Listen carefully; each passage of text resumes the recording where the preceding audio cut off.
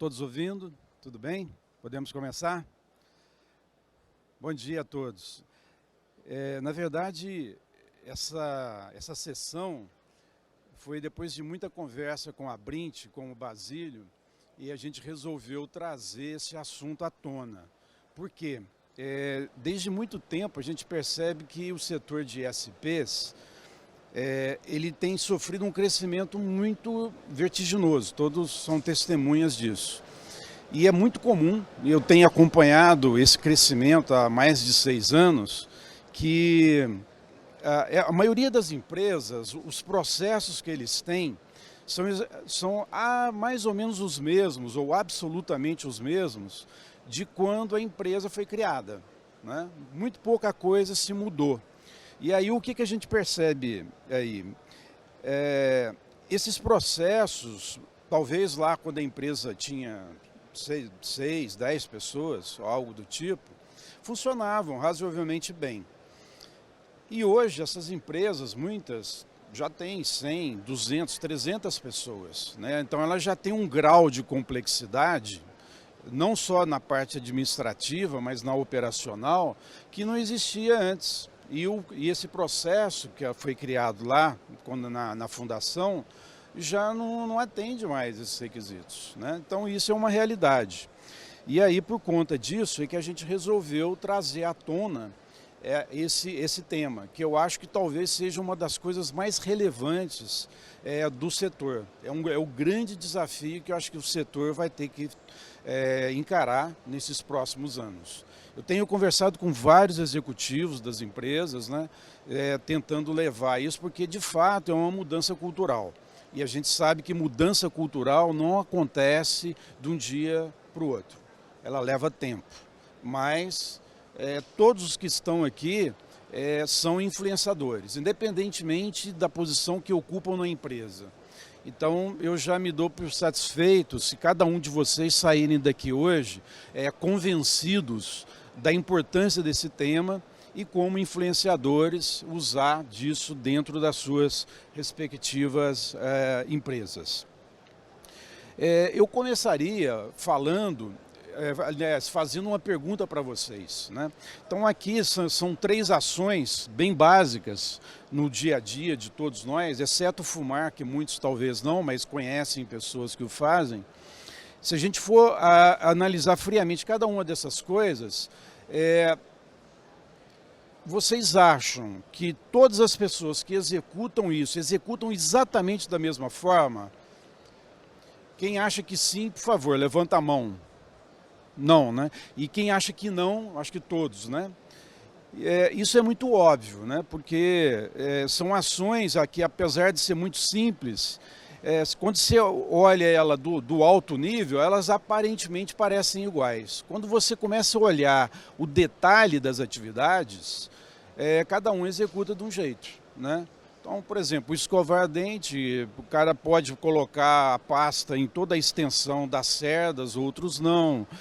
Na hora de escovar, até uma curiosidade, eu não sei se vocês sabiam, mas existe uma técnica de escovação de dente. Você tem que posicionar a escova a 45 graus, né, para ela pegar os dentes e a gengiva, né? Mas isso é apenas uma dica, a gente não está aqui para dar a sessão de odontologia. Mas enfim, então eu trouxe isso exatamente para vocês refletirem, né, que coisas que aparentemente aparecem iguais e que poderiam se aplicar, muitas vezes isso não acontece. Bom, dito isso, por que então a gente não pode ou deve evitar deixar a coisa rolar, né? Ou seja, não, deixa cada um fazer do jeito que acha melhor, né? Então, quando você normalmente conversa com a pessoa que está lá na empresa fazendo, não, mas eu sempre fiz assim, ou do jeito que eu faço é o melhor, né? Será que é? Será que isso é verdade, né? Então, aí surge aquela questão, bom, e como eu posso fazer? O que eu tenho que fazer? Eu tenho que então unificar, padronizar a maneira como eu faço as coisas? A resposta é sim, precisa, né? E aí surge a seguinte questão, bom, e se eu padronizar, o que eu vou ganhar? Né? Qual é o ganho que eu vou ter? E aí existem vários, né? Eu trouxe aqui alguns. O primeiro deles, que é bem óbvio, é quando você faz uma padronização, na verdade o que você está fazendo é que todas as pessoas, independentemente de executarem aquele processo ou não, elas começam a ter o mesmo entendimento dele, né? Isso já é um ganho que, se vocês notarem, isso daí será que é grande coisa? É muito. Isso já é um grande ganho, né? Porque todo mundo vai começar a entender a mesma coisa. Hoje, quando você tem cada pessoa fazendo de um jeito, só ele entende aquilo. Outra pessoa, se olhar, não vai entender, ou então ela vai questionar, mas eu não faço assim, eu faço diferente, tem algumas atividades, né? Então, isso já é uma coisa. Segundo, formalização, né? Quando você não tem um processo formalizado, o que acontece?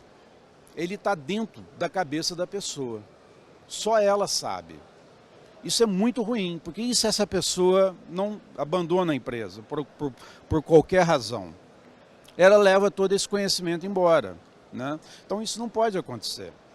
Então o processo, todo e qualquer processo, ele precisa estar absolutamente formalizado, documentado, né? E aí surge uma questão que é o benefício que essa documentação, essa formalização traz, que é o próximo benefício. A partir do momento que você formaliza, documenta o processo, esse processo ele pode ser repetido por qualquer pessoa que queira fazer ou que precise fazer aquele processo, né? Porque ele é absolutamente acessível, a pessoa pode ler, entender, né? Óbvio, desde que ele esteja documentado da forma correta, como tem que ser, né? E aí surge também um outro benefício, que é a replicação. Quando se fala repetição e replicação, aparentemente se fala, mas não é a mesma coisa? Não, não é. Na replicação, ela é um pouco mais ampla, porque aí você já envolve, por exemplo, chega um colaborador novo, né? Então simplesmente você vai dar o processo documentado, ele vai ler e vai entender. Qualquer dúvida ele vai perguntar, né? Hoje, como que faz? Chega, o sujeito tem que ficar colado naquela pessoa vários dias, né? E ainda vai sair certamente com um monte de dúvidas, e muitas vezes não consegue solucionar essas dúvidas e começa a fazer do jeito que ele acha e começa a dar um monte de problemas. Eu acho que isso, provavelmente, muitos de vocês devem estar vendo isso com uma certa frequência, né? E, finalmente, a questão da automação. Ora, toda vez que eu invisto num processo para documentar, para melhorar, para otimizar, no final do dia, o que eu quero? Né, automatizar aquele processo, porque aí sim eu vou ter o ganho pleno, o benefício pleno que aquele processo vai trazer para a organização, né? Bom, aí surge a seguinte pergunta, tá bom, então você me convenceu, eu acho que eu vou ter que mexer no processo, eu vou ter que tentar mudar as coisas, mas e como que eu vou fazer isso? De que jeito, né? Bom, a primeira coisa que você vai ter que fazer é conscientizar a camada que toma as decisões da empresa, né? Você pode até falar, puxa, mas não tem outro jeito? Infelizmente não, porque toda vez, isso é muito importante, tá? Toda vez que você for alterar um processo na empresa, você está mudando a cultura, a forma como aquela empresa faz alguma coisa. E isso é algo muito importante, fundamental, porque você está mexendo na cultura. O que é a cultura? É uma reunião do conhecimento, dos hábitos da empresa, que no final das contas é de quem? Das pessoas que trabalham na empresa, né? Dos colaboradores. Então são seres humanos e, como tal, você tem que nunca negligenciar a forma como essas pessoas executam hoje e que devem executar a mesma atividade ou o mesmo processo no futuro. Então você tem que lidar com isso. Então essa conscientização é fundamental, porque se você não faz isso, o que vai acontecer? Você até pode executar o teu processo, uma consultoria ou algo do tipo, chegar num processo novo, e esse processo, sabe o que vai acontecer? Ele vai ficar dentro da gaveta, ele não vai ser executado. Então tem que ter os executivos, às vezes até mesmo o dono da empresa, ele tem que comprar a ideia e ele tem que ser o patrocinador dessa iniciativa. Porque se isso não acontecer, eu garanto para vocês que vai ser um investimento em vão, né? Isso não vai, entre aspas, vingar, né, como se fala. Mas isso não fica também só na camada executiva, fica em todos os colaboradores da empresa, essa conscientização. E reparem que eu coloquei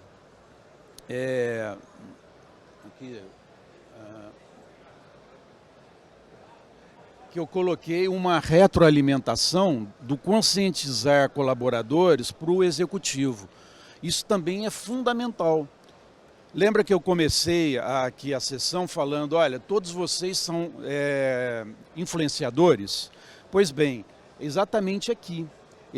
Vocês, colaboradores, podem, ao tempo todo, estar influenciando a tomada de decisão, né, para isso acontecer, tá? E vice-versa. Bom, uma vez feito toda essa questão da conscientização em todos os níveis e ter elegido um patrocinador da iniciativa, aí você tem duas alternativas, tá? Como está representado aqui. Na primeira, você fala, bom, ok, eu tenho aqui o conhecimento, eu conheço a empresa, eu sei que a empresa vai ter que fazer e a gente vai fazer sozinho, né? É uma opção, tá? Quais são os problemas que essa opção traz? Tá? Ora, se a empresa ela está nessa situação que a gente falou até agora, significa o quê, em outras palavras? Que o nível de maturidade de processos dessa empresa é baixo. É baixo, né? Porque ela já alcançou um determinado patamar, ela não deu muita atenção para a melhoria e otimização dos processos, são praticamente os mesmos que ela tinha lá na fundação. Isso mostra que ela não é uma empresa orientada a processos e tem baixa maturidade, né?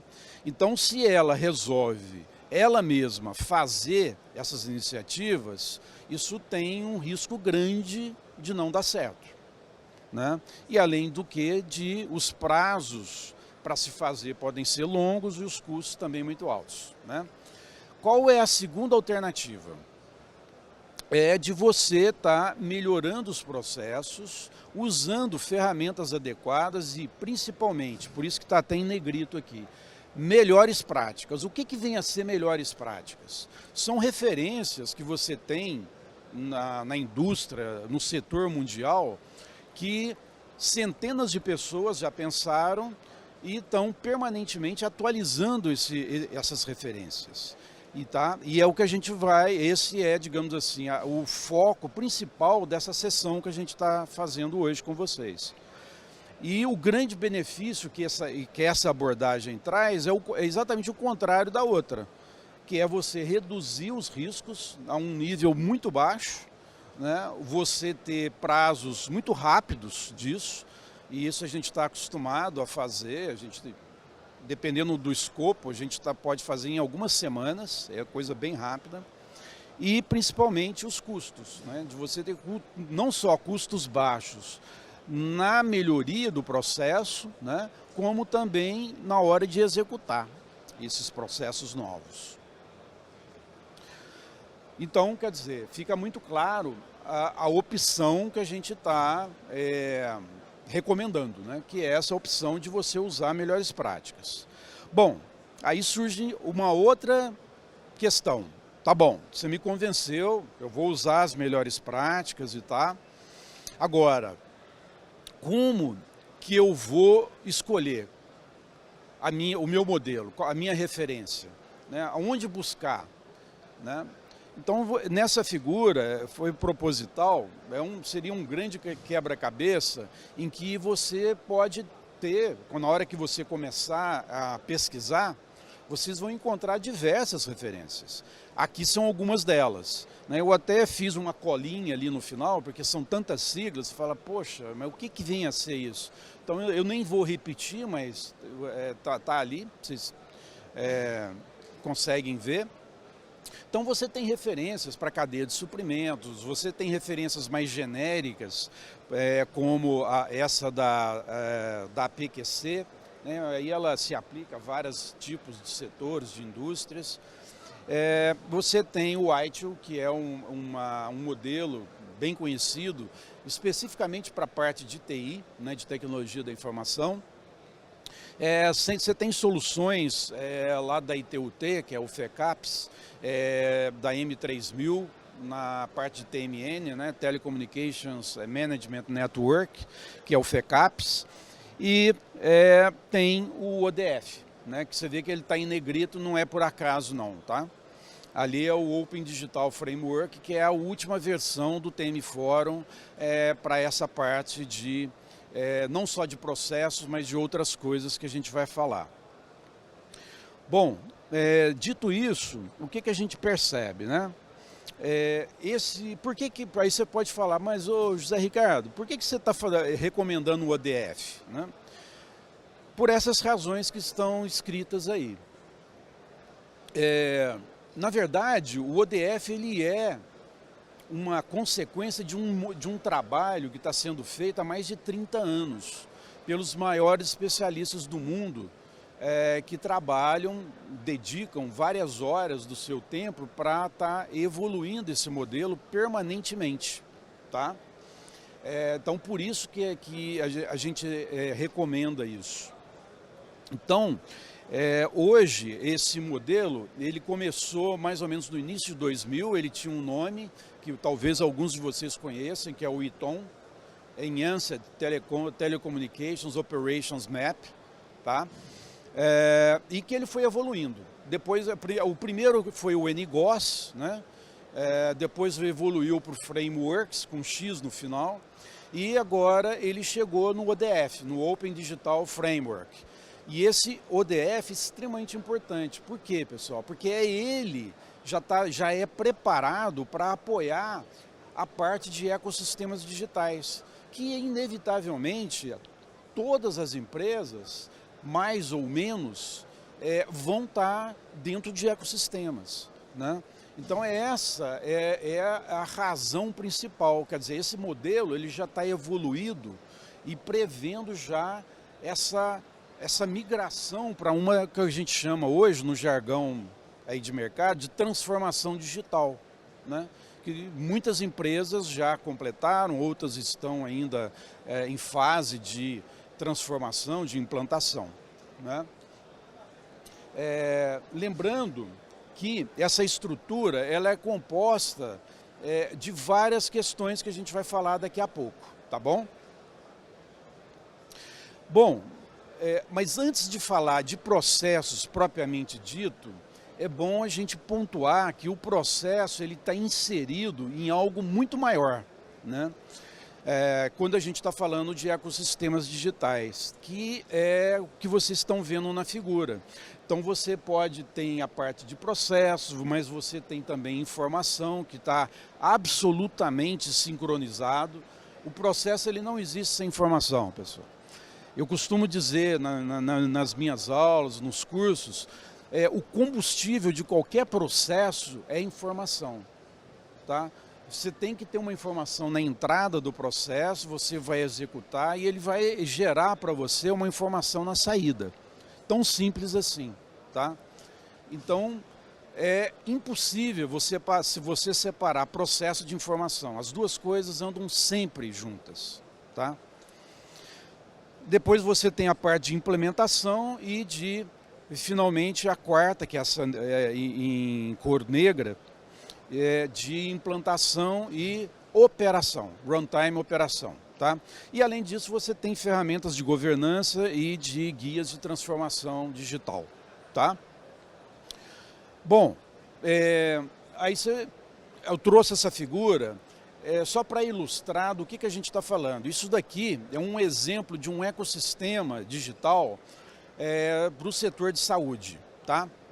E aí vocês reparam que...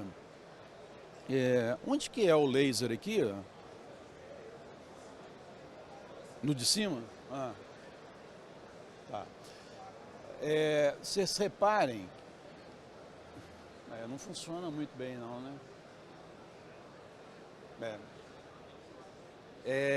Você não tem muito controle, né? Não, ok, tudo bem.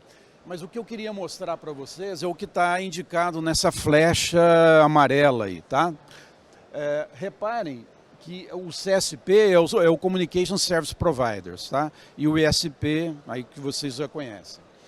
Então, olha só, esse é um dos atores no meio de várias outras coisas que estão acontecendo. E reparem que a quantidade de interfaces que o ISP nesse cenário tem que ter. Ele tem que falar com a parte de serviços de dados que ele tem que coletar lá dos devices de saúde, né? Ele tem que ter interfaces com a parte de billing, de faturamento, com nuvens em que está sendo usadas para estar suportando aplicações de vários setores e etc. Então, o que eu quis mostrar aqui é algo bem simples, né? Ou seja, quando a gente está falando de ecossistemas digitais, a quantidade de interfaces tende a ser muito maior do que vocês têm hoje. E aí eu chamo a atenção para uma outra coisa. Além da questão de processo, você tem que ter muito bem desenhado as soluções de integração. Porque se você começa a fazer soluções de integração de forma particular, proprietária, o custo disso lá no final vai ficar proibitivo e vai inviabilizar simplesmente o teu ecossistema, tá? Vai ficar muito caro. Então, a questão da padronização nesse cenário é fundamental, por isso que a gente usa as Open APIs, que eu vou falar daqui a pouco, tá? Então, isso torna exatamente a transformação digital mais segura, confiável, escalável e com sucesso. Bom, naquela figura que eu mostrei anteriormente, que a gente falou que tinha 4 coisas, né? Obviamente que a primeira é o foco da nossa discussão de hoje, né? Que é a parte de processos, que é essa que vocês estão vendo aqui, tá? Então, na verdade, quando a gente está falando do processo, ele te traz uma série de benefícios aí. Então, o primeiro deles, ele vai te melhorar a tua agilidade. Os custos, uma vez implantado, tendem a ser muito mais baixos do que o que você tem. A questão do reuso, lembra que eu falei da repetição? Quando você documenta aquilo, você pode usar quantas vezes você queira, né? Então, isso é algo extremamente importante. E também de você, a partir do processo, extrair deles os requisitos funcionais que você vai usar para fazer a automação daqueles processos. Tanto dentro da própria empresa, com mão de obra própria, por exemplo, ou você contratando uma solução do mercado. Então, a partir dos requisitos funcionais, você pode montar, por exemplo, uma RFP e contratar, selecionar soluções de mercado que melhor atendam às suas necessidades. E a questão da redução do tempo e custo, tá? Bom, para quem não conhece, esse é o Iton, né, que eu vou, nesse momento aqui, mostrar.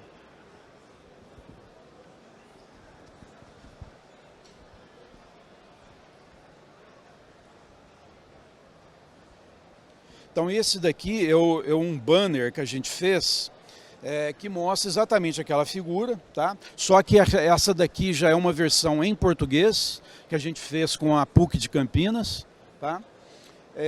E aqui nesse pôster a gente já consegue ver, ele já é um pouco mais detalhado que aquele, tá? Lá você está vendo basicamente o que a gente chama de processo nível 0, 1 e 2. Aqui a gente mostra até os processos nível 3, tá? E até no final da sessão a gente vai fazer um sorteio. Quem não tiver o ticketzinho do número, me fala que depois eu passo. Alguns eu sei que já tem. E aí a gente vai sortear esse daqui para vocês, tá? mas é bem legal de ter, porque aqui você consegue ver todos os processos da empresa, tá? De uma forma muito organizada, muito lógica, tá? Então você tem desde processos na parte de estratégica, de processos de construção de infraestrutura, e quando eu falo em infraestrutura, eu estou falando desde a rede telecom, a rede de TI, as aplicações de TI, tudo isso é considerado infra dentro desse modelo, tá? A gente chama genericamente de recursos. Você tem uma parte também de operação, que é aquela parte lá do outro lado, em que ela tem basicamente 3 verticais, tá? Ela tem uma vertical de fulfillment, que é aprovisionamento, ou seja, o cliente comprou alguma coisa de você, e aí você vai poder fazer consultas, verificar cadastro, etc. E vai instalar, configurar a rede, né, esse produto, vamos supor que seja uma banda larga, disponibilizar modem para esse cara, os roteadores, né? E tudo isso está incluído ali. Depois você tem uma outra vertical, que é o Assurance, que é a parte de pós-venda. Ou seja, toda a questão de identificação de falha, seja a partir do cliente, que não é o ideal, ou através de processos de monitoração online, em que eles podem identificar, antes que o cliente perceba, o problema. E já tentar identificar a causa raiz, solucionar, etc. E depois você tem também uma outra vertical lá no final, que é a parte de faturamento, né? Então é desde a coleta dos registros, no caso de ser um produto baseado em uso, né? Porque tem produtos, banda larga, por exemplo, é flat, né? É tarifa fixa. E também toda a construção de faturas, a arrecadação, e também tem incluído o que a gente chama de encontro de contas, que é quando você faz compartilhamento de rede e você tem que remunerar o teu parceiro, né? E aqui embaixo a gente tem o que a gente chama de Enterprise Domain. Então são aquelas atividades mais corporativas. Exemplo, RH, gestão de acionistas, de conhecimento e etc. Tá? Então é bem complexo, né? Se a gente for detalhar, isso daqui são cursos de 1 dia e cursos de 2 dias, tá? Que a gente oferece e já com certificações também do TM Forum, que são reconhecidas no mundo inteiro. Ok? Vamos lá. Bom, quais são os objetivos do ITOM, né? Então é basicamente isso que vocês estão vendo aqui.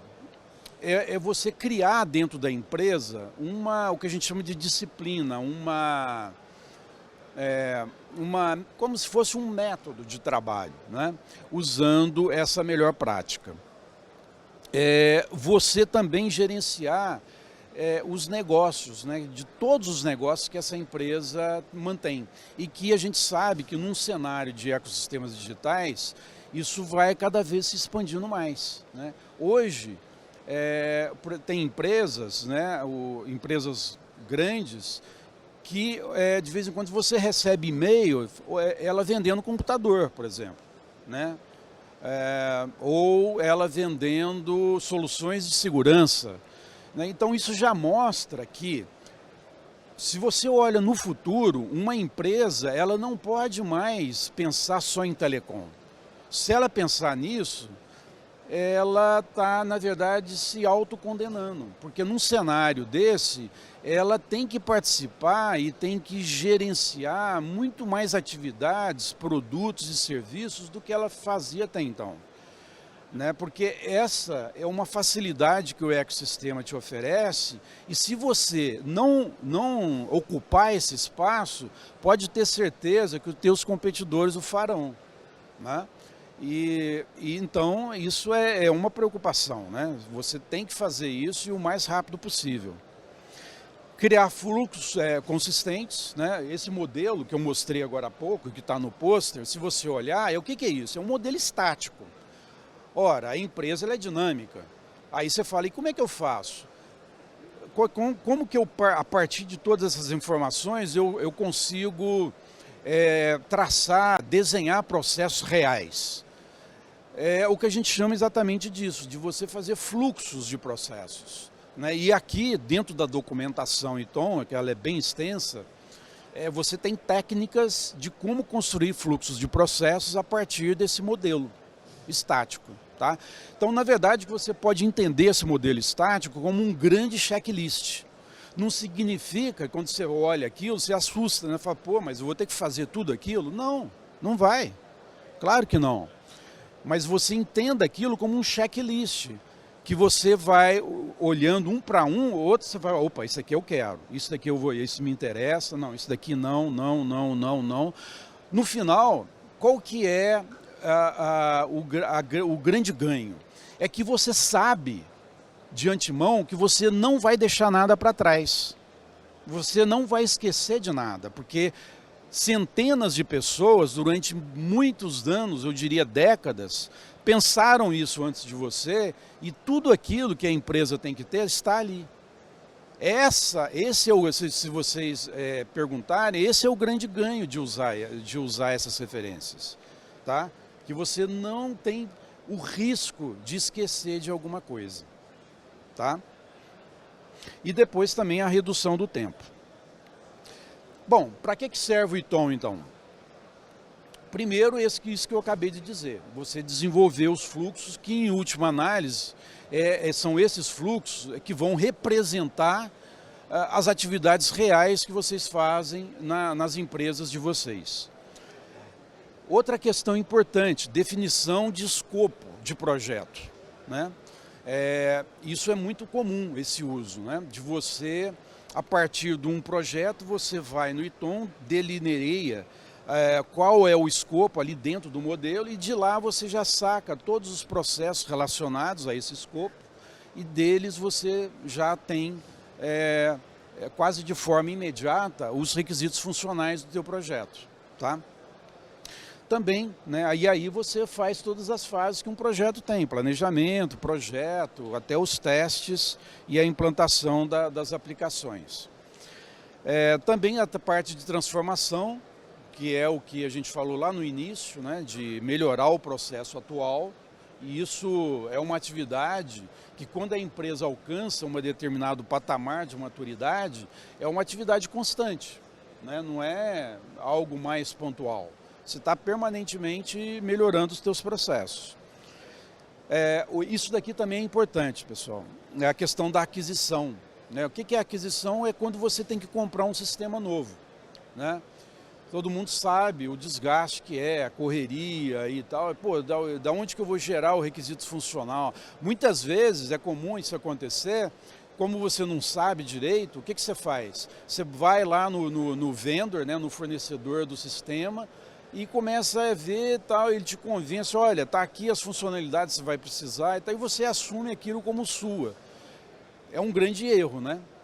Porque muito provavelmente aquela solução sistêmica, ela não vai ter todas as funcionalidades, tudo o que você precisa, né? Ou seja, em outras palavras, você está se adaptando àquela solução e não o contrário, né? Na verdade, a solução tem que te atender integralmente no que você precisa, né? Então, isso é importante. Mapear a organização, né? Isso também é uma pergunta que sempre vem. Eu posso usar o ITOM para gerar o meu organograma? Sim, né? Porque ali, como tem todas as funcionalidades, é um outro benefício que ele pode te trazer. Ele te dá insumo, não que ele vai te falar, olha, você vai fazer assim, assim, assim. Não, você não vai encontrar isso lá. Mas ele vai te dar insumos para você fazer uma estrutura organizacional, tá? Gerenciar os KPIs, né? Key Performance Indicators, né? Os indicadores de desempenho. Promover discussões com foco em processo, isso aqui é fundamental. Eu acho que isso já é um ganho imediato que você tem quando você implanta essa solução. Quando você está numa discussão em que de um lado você tem as áreas de negócio e do outro lado o pessoal de TI, essas duas tribos, vamos dizer assim, dificilmente elas conseguem se entender, porque as terminologias deles são absolutamente diferentes, né? Então, muitas vezes, o que acontece?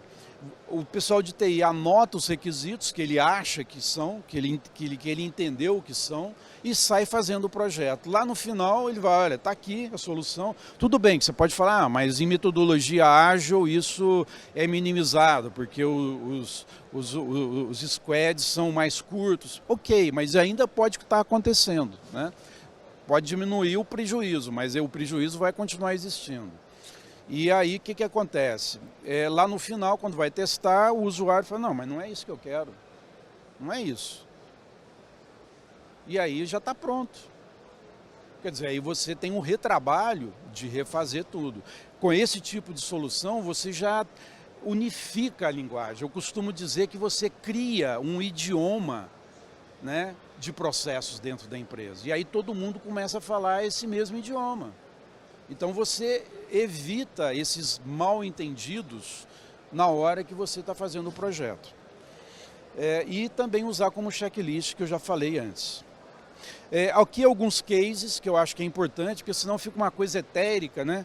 Então aqui são cases, eu não vou detalhar, mas tem desde a Deutsche Telekom, que é o T-Systems, você tem daqui da Cablevision, aqui da Argentina, British Telecom, Vodafone. Aí você pode estar falando aí, ok, Zé Ricardo, mas isso aí é só a empresa grande, cara. Ok, mas a gente também trabalha com empresas pequenas, tanto aqui no Brasil, fora do Brasil, tá? Então isso é fundamental. Eu queria agora mostrar um vídeo para vocês, que infelizmente está em inglês, mas eu vou deixar legendas em inglês também, para facilitar o entendimento. Ok.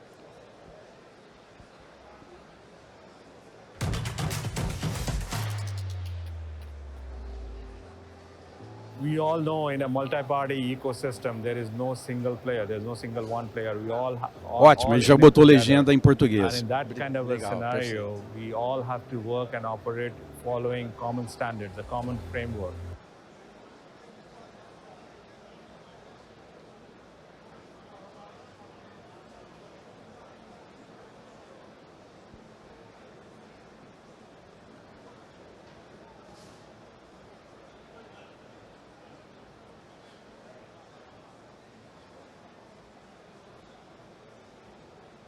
And ODA gives that umbrella of standards, whether it be processes or APIs. It's very much about efficiency and providing easy choices. Reparem que aqui são depoimentos de várias empresas que já estão usando o ODA, que ele já envolve o ODF e aí também o ITOM e tudo aquilo que a gente falou, tá?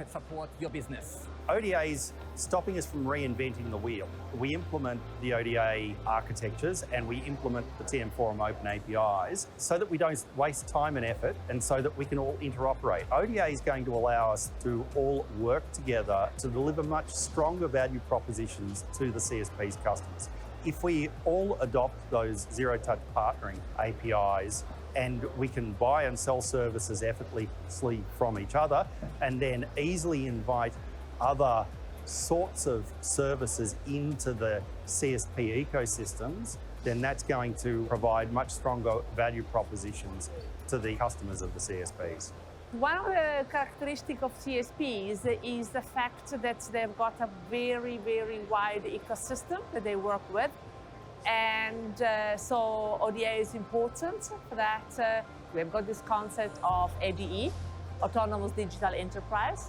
And in our opinion, getting to an autonomous anything, it requires ODA. The vision of autonomous architectures, it goes hand in hand with ODA. The companies out there, the purchasers out there, are fed up of projects that promise a lot and don't deliver. And 90% of the time, the reason they don't deliver is because they find, for some reason, the new piece they bought or the pieces they bought, they don't work together, or they don't work together very well, or as well as they hoped, and it just doesn't they don't get the return on investment they hope. So I think the whole industry, the whole vendor community particularly, has to realise that them working together is an advantage to them as well as to their customers, because it means their customers are more willing to trust them. It's joy, it's work as part of this community. Use them, but also invest to actually help the ODA evolve. Because unless we actually work together, then what we can use from it is going to be minimized. So it's really join us and really help to try and build and evolve ODA to where it can possibly go to. Get involved. What we're seeing here at the show is, the ODA, its principles, open APIs. These aren't theoretical concepts. These are practical, they're real, they're being used in real world scenarios by operators, they're being adopted by vendors worldwide, and they're the future. So be part of the future.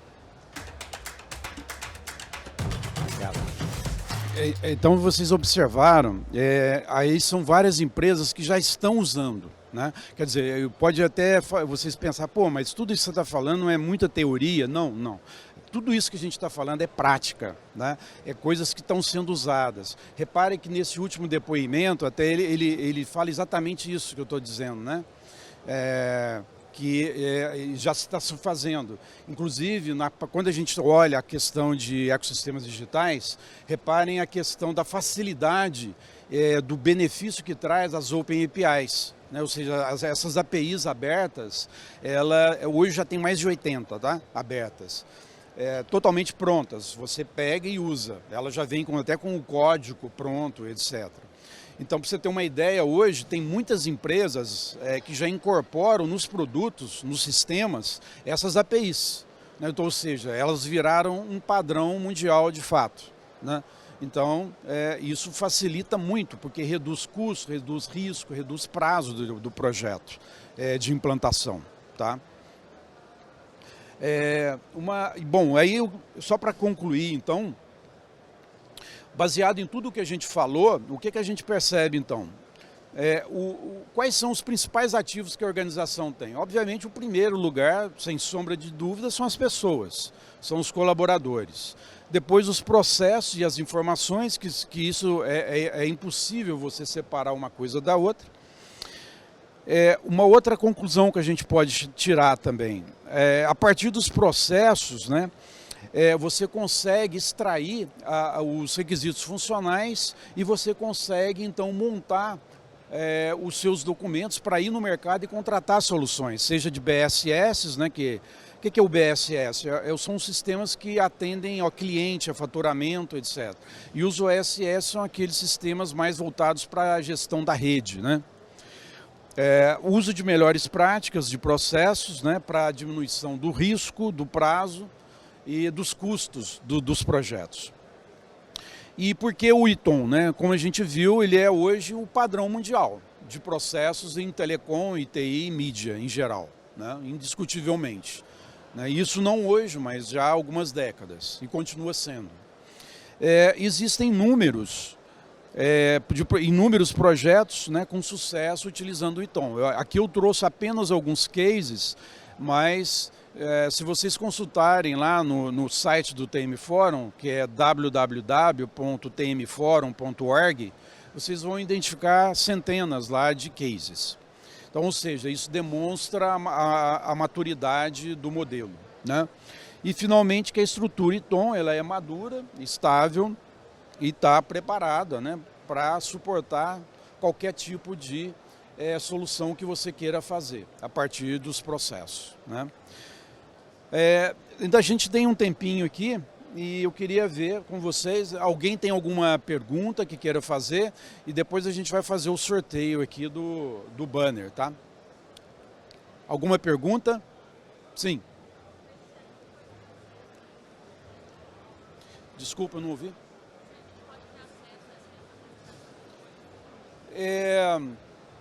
Eu posso enviar. A quem tiver interesse, me procura no final e aí eu pego o e-mail de vocês e eu mando por e-mail, tá bom? Mais alguma pergunta?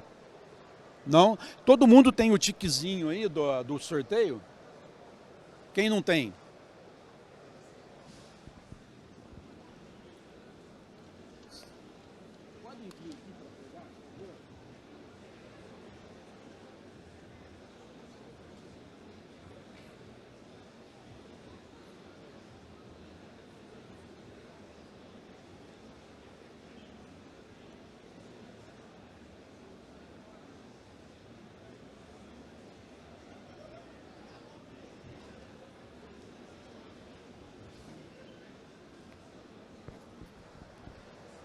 Eu vou fazer o sorteio por aqueles sorteadores de internet, tá?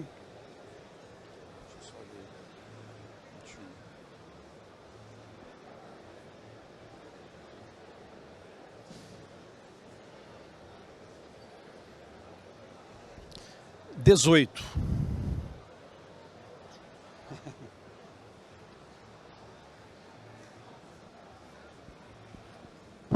Qual o seu nome?